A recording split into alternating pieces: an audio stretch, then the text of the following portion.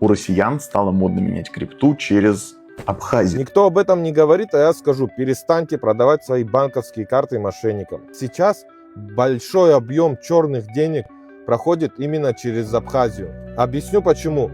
Все, начиная от мелких до крупных нелегальных казино, площадки с запрещенными веществами, криптовалюта, арбитраж, процессинги и так далее, принимают деньги от пользователей на карты абхазских банков. Почему? Потому что в России ужесточились в этом году законы, стало сложно работать с российскими картами, так как блокировки, и те, кто продает, стали ответственны за эти операции.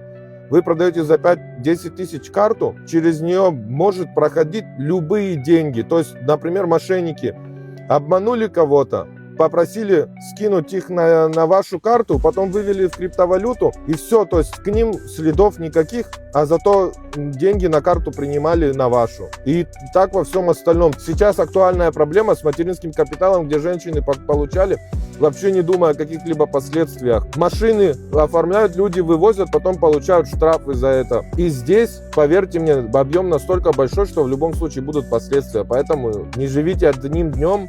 Не нужно верить там сказкам, вот этим дроповодам. Очень опасная штука. Возможно, мы с тобой больше не увидимся, поэтому подпишись на меня. И отправь это видео всем родным и близким, пускай знают.